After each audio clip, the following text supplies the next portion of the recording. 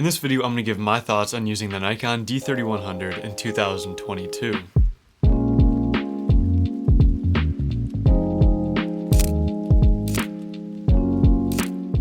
Now, if you've been around my channel for a while, you know I've made quite a few videos about this camera, which I'm going to link all of them down in the description below. If you want to check them out, I've made a video about using this for photography, for video, tutorials for best settings for both of those as well. So I have a decent amount of videos about this on my channel. However, most of them were made about 2 years ago. And of course, as you know, in the world of technology and cameras especially, 2 years changes a lot.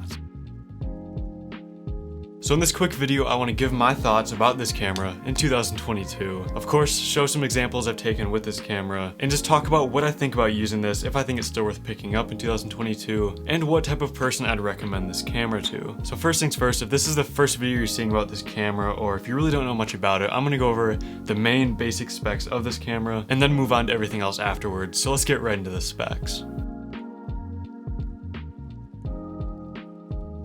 So the Nikon D3100 was released in 2010, which makes this camera 12 years old. This camera has a 14 megapixel sensor, which is pretty solid for the time of its release. It can shoot photos in RAW or JPEG. It has Nikon's f-mount.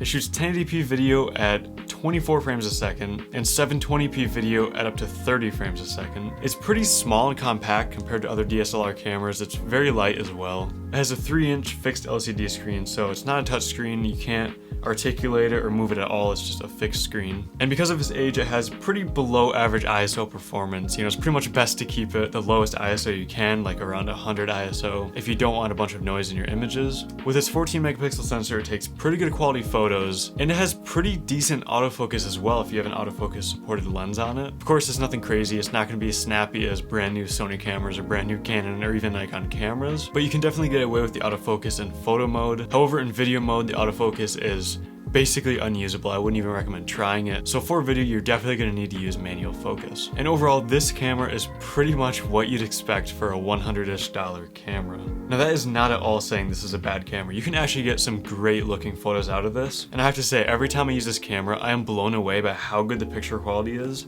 for a $75 camera.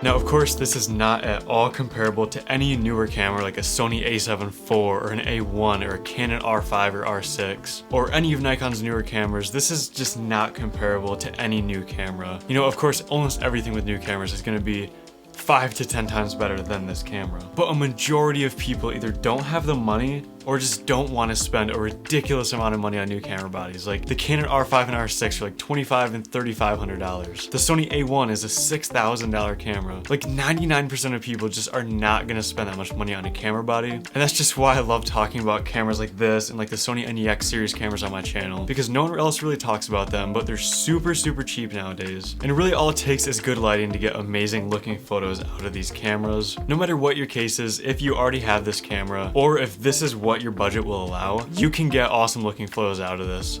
However, when it comes to video with this camera in 2022, I really cannot recommend this camera for that. When you switch over to video mode with the D3100, your autofocus, of course, is barely usable at all, which isn't a big deal because, you know, when you're doing filmmaking and recording video in general, most of the time I recommend using manual focus, so that isn't a super big issue. However, this camera also doesn't allow for manual video controls. So as soon as you start recording your video, it's going to automatically dial in your ISO, your aperture, and your shutter speed for you, which is definitely a no-go for most video recording. And at that point, you might as well just use your cell phone, which also does all that automatically, and might even record higher resolution video than this camera in the first place. This camera also doesn't have any sort of microphone input. It doesn't have many like video assist settings on it either. And now I'm not saying you can't record decent quality video with this. If you need to record video with this, if you light everything correctly, have really good composition, you can still get good looking videos out of this. However, for this budget, I think there's better options for recording video. So for example, for a little bit more, you can can get a Sony NEX-5N, which records 1080p up to 60 frames a second, has full manual controls, it has a flip-up LCD screen, it has better autofocus, and overall it's just a better camera for recording video. However, depending where you can get this camera, that's still a little bit higher of a price at around $150. And like I said, if this camera was handed down to you, or if you already have it in your possession, don't let anything stop you from recording video or taking photos with this. But I just can't recommend anybody buying this camera in 2022, specifically for recording video.